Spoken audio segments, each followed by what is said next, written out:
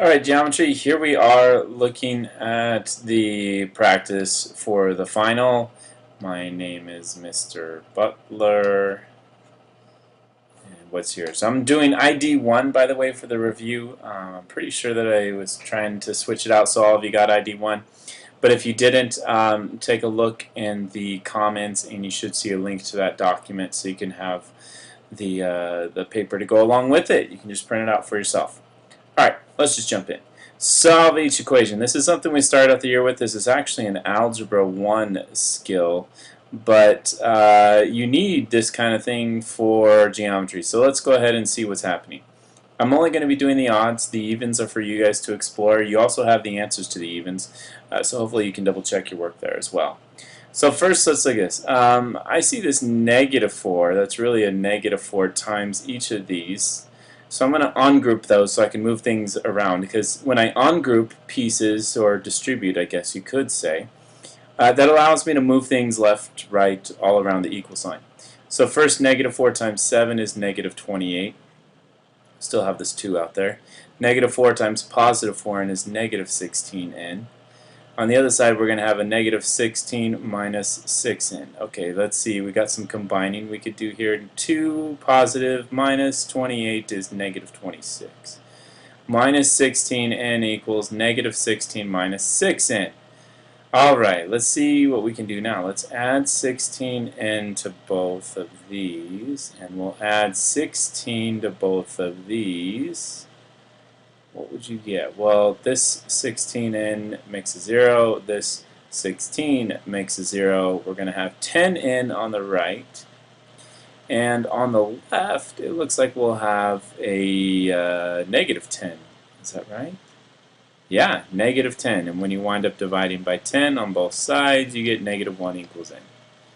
Booyah, that's it. Super easy. Algebra 1. Let's do some geometry. Now in geometry there's a lot of calculations with radicals, particularly with right triangles, because that's where you use Pythagorean theorem with squaring and square rooting.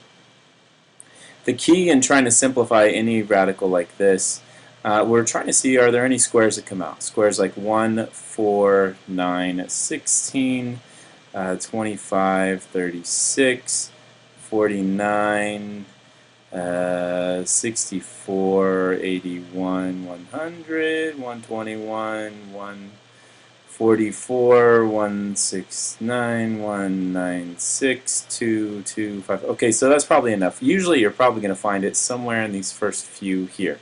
And so 32, I'm trying to break that out into multiple square roots, two numbers that multiply to 32.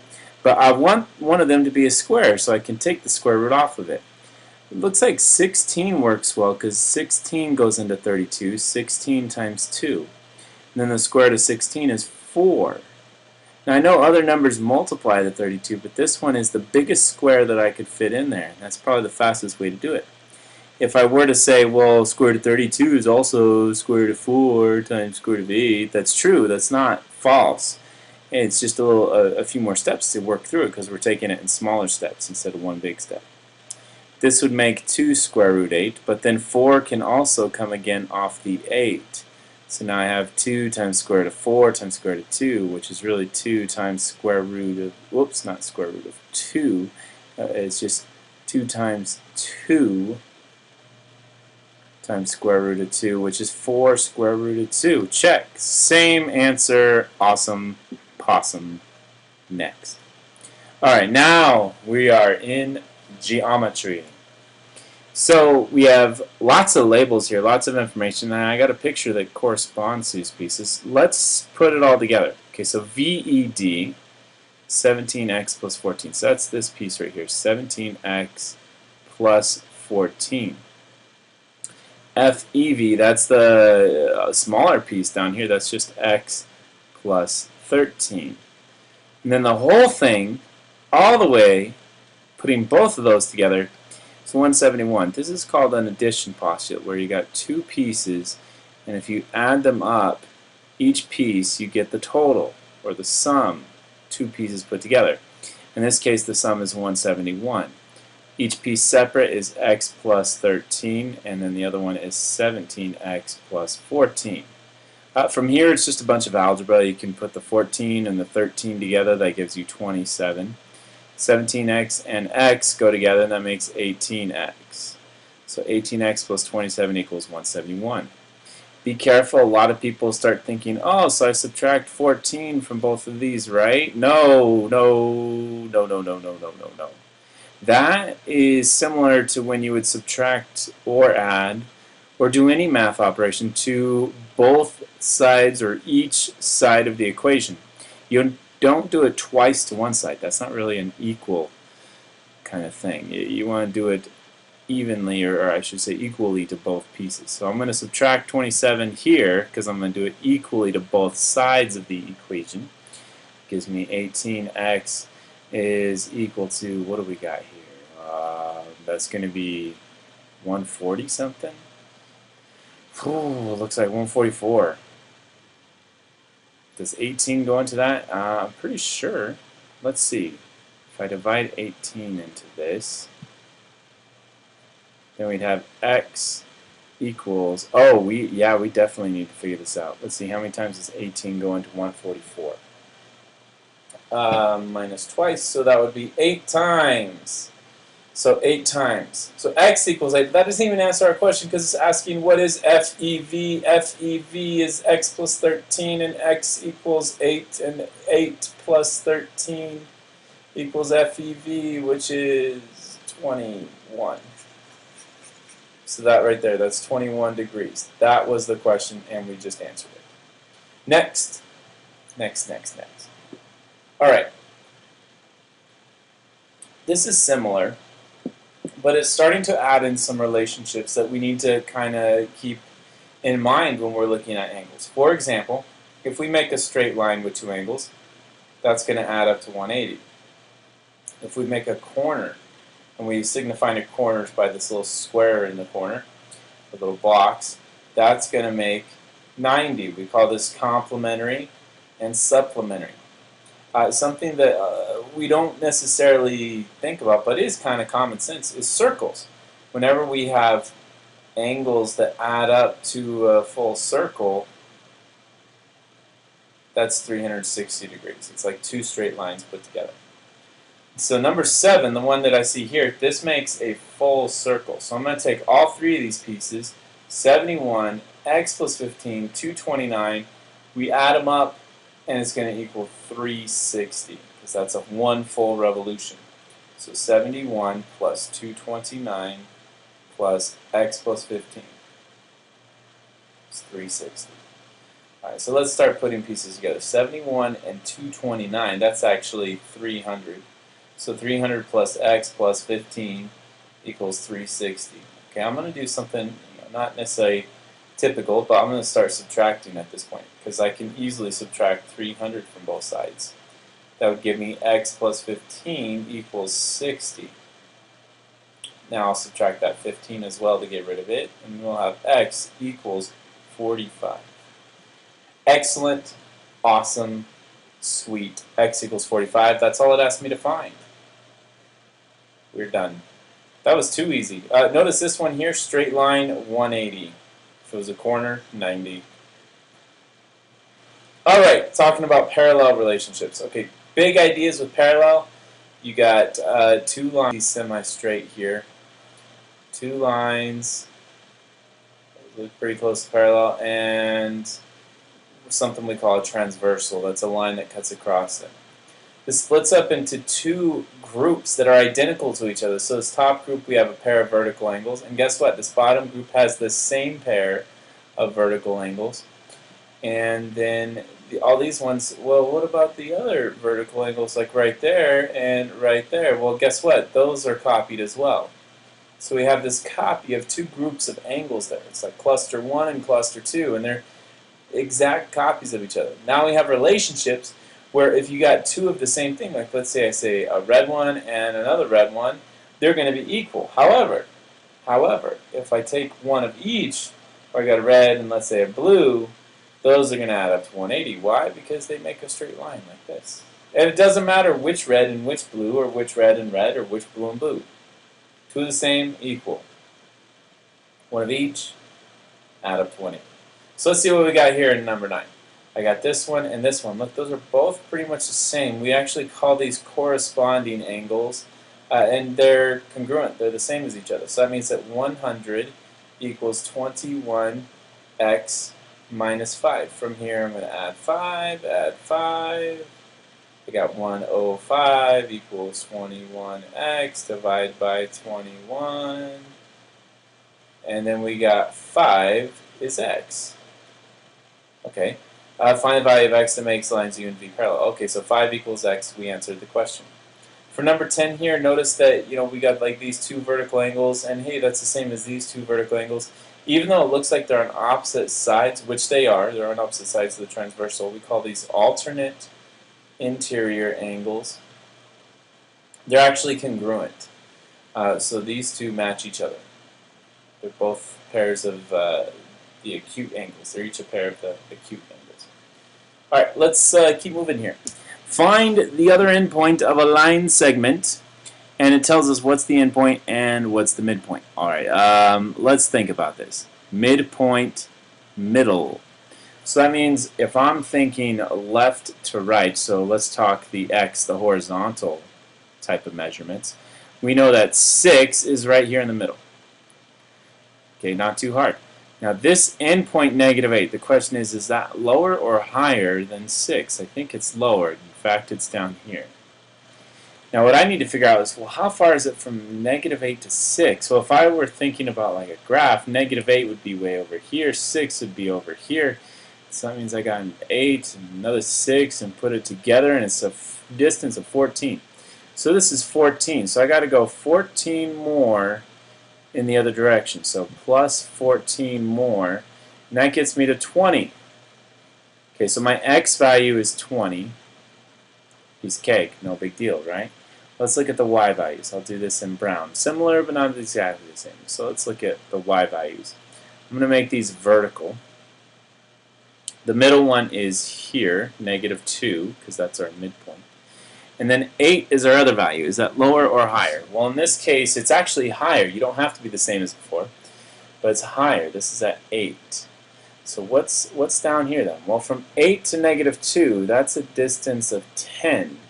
A lot of people would say it's 6, but now think about this. You got 8 above the x-axis, and then 2 more below the x-axis. That's going to put together to make 10. So we got to go 10 more below -2. So 10 below -2, that's like a subtraction. We're subtracting 10 from -2. You get -12. So that's the other number, -12. That's your endpoint. Two numbers, just like that. Piece of cake. Find the distance. All right, so now when we're thinking about distance, distance is, there's a formula for it, but it's really just this diagonal length, and we can use that Pythagorean theorem for that. That's really easy to do. That's like the simplest thing ever. Okay, so let's look at this. All right, Pythagorean theorem means I got a right triangle, so let's build myself a right triangle here. There's my horizontal length, and here's my vertical. My horizontal goes from -5 all the way to 0, so that's a distance of 5. Then it goes from -4 up to 0. Again, that's another distance of 4. Now, in number 14, it's not as easy, so be careful, because a lot of people try to count. Look, this one goes from 4 down to -5. That would be a distance of 9, and here from 1 to 3, which is a distance of 4. So once you have those numbers, so what do you do then? Well, you do Pythagorean theorem, which is the leg squared plus the leg squared equals the hypotenuse squared, which in this case is 5 and 4, and the hypotenuse we don't know, so let's call it C. So we're going to have 25 plus 4 squared that's 16. Let's see what we got. Well, 25 and 16, you put those together, you get 41. So C is just square root of 41. We can't simplify that because there's nothing that's really divisible into 41. Especially no squares. That's the ones that matter. That would help us. So that's it. Number 13. Still moving here. Write the point-slope form of the equation of the line described. Okay, so we're going to go through this, but then it's got to be parallel here. So we got some vocabulary. Point-slope. Point-slope form. Let's recheck ourselves on that. Point slope form is just, you know, a pretty straightforward thing. Y minus something equals something times x minus something. That's point slope form.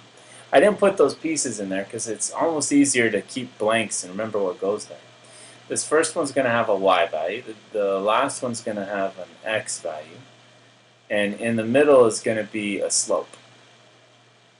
Slope m. So let's talk about the y value. What's the y value? It's -3, so this will be -3 there. The x value is -4, so that'll go here. And it's got to be parallel. All right, so let's talk parallel versus perpendicular. If we are parallel, that's like the same incline. So if it's the same incline, then that means it's the same slope. Oh, well, that's easy. The slope here is 1/4 because we know that y equals mx plus b, like this format from slope-intercept form, means that they give us the slope right there. So that's 1/4. And then you're done. Now, quick kind of note on simplifying and rewriting.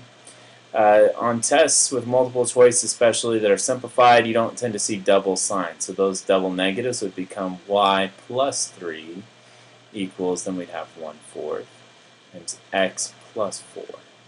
So that would be your final thing. If you were to see a perpendicular slope, that means just it's the opposite reciprocal, which is really just flip numerator, denominator, and change the sign.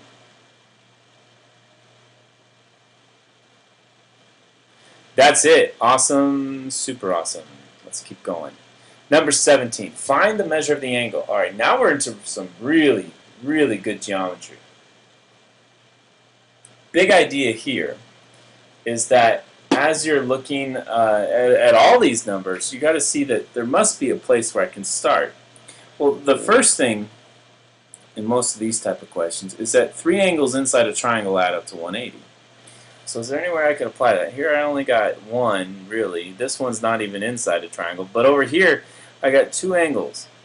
And together with this third one, we'll call this, let's say, y, are going to make 180. So let's see, 78 plus 54 plus y equals 180. So we can solve this now. 78 and 54 together are going to make 132. And we start moving things around, start our subtraction. We get y equals, what would this be, 48. So this is 48 degrees. Now, nice enough that being 48 and this being 82, let's put an x right here for this third one. These 3 together are going to make a straight line, which is 180. All right, so this is 130 with, so we got 48 plus 82 plus x add up to 180 because they make a straight line. Not the inside of a triangle, but a straight line. These 2 right here, I was just saying a moment ago, are 130 plus x is 180. Subtract 130, subtract 130, and then we got x equals 50. And you're like, oh, sweet, finally, I did it. No, not quite. 50 and 70 and the question mark. Those are the 3 we got to add together now. So 50 plus 70 plus the question mark equal 180. These 2 together make 120. So now we can subtract, and we get the question mark equals 60 degrees. That is an answer. So we've got to watch out for interior angles instead of triangle adding up to 180. Straight lines making 180 over here. You're going to have vertical angles that are congruent. Lots of options, but you use them all. So you got to get over to that question mark. All right, find the measure of the angle indicated. This one is fairly complex.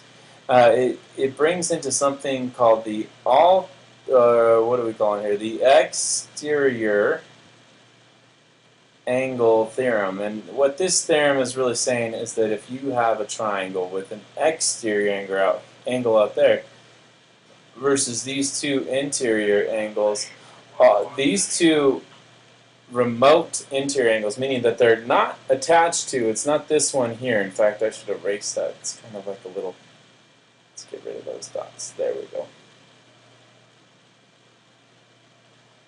Those two remote angles are going to add up to this outside one. So that would be these two here. So 6x plus 2 plus 68 are going to add up to the outside one, which in this case is 16x plus 10. So we subtract 6x. That gives us 2 plus 68, which is 70, equals 10x plus 10. Keep going, subtract 10. And you got 60 equals 10x divided by 10 divided by 10, and you get x equals 6. X equals 6.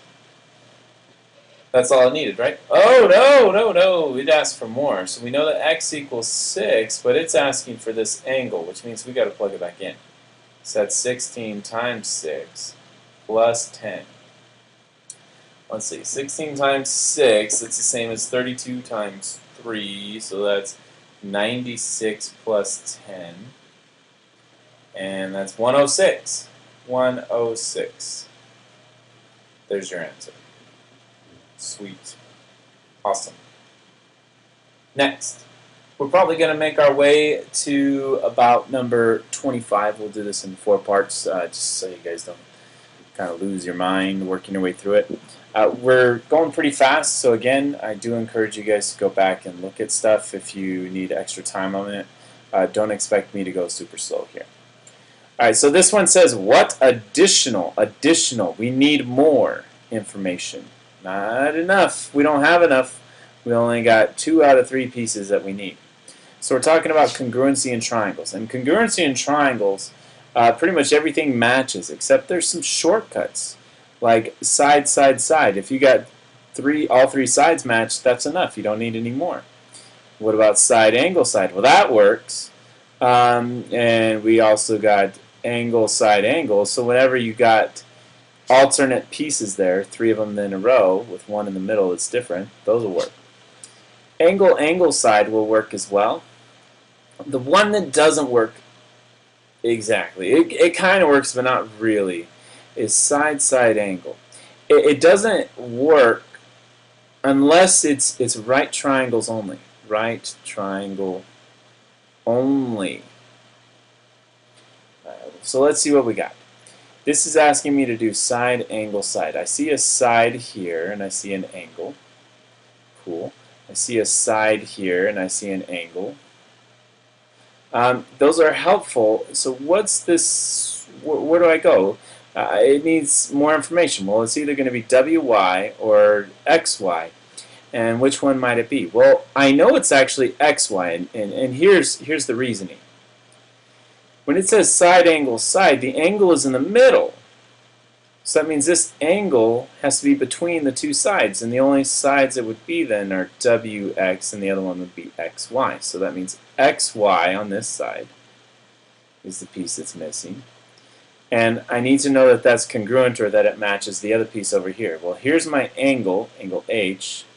So that means I got to match up this other side there, HI, or hi. Check. Done. Awesome. Let's keep going. Alright, find the value of x. Okay, so now we're talking about isosceles and equilateral triangles. And what we know about these with isosceles and equilateral triangles is isosceles we have a duplicate, where it's 2 of the same thing, and in equilateral it's triplicate. Everything is the same. All 3 sides are the same. All 3 angles are the same. Mostly we'll see a lot of isosceles. Okay, so let's look at this. Isosceles. We got duplicates. This is 77 and it's across from this angle. So the other one is 77 as well. Now that's actually pretty easy. I know the measure of angle 2 equals 77, but it's asking me to solve for x. They gave me this equation here, x plus 85. That means that 77 is equal to that because those 2 angles are the same. From here, it's just a matter of trying to solve for x. So if I subtract 85 from both sides, I get negative 8 equals x. Is it always that easy? No, it's not always that easy. For example, in number 24, I'm just going to set it up, not do the solving for you. But these two pieces would be congruent that I just marked, which means down here this would be 65. And measure of angle 2 would add all three of those angles to 180. So we'd have 65 plus 65 plus something equals 180. And that something is this equation here, or that expression I should say there. So we got 130 plus a question mark equals 180. So we subtract 130, subtract 130, question mark equals 50. So this 5x plus 5 equals 50. Then it's just algebra. I'm going to skip to the next one here. Let's keep on moving. Ooh, proportions. Proportions, where are we at? We're at number 25. This sounds like a good place to pause, because now we're working into a new segment called similarity. So we're going to stop the video here, and we'll have part 2 ready for you right after it.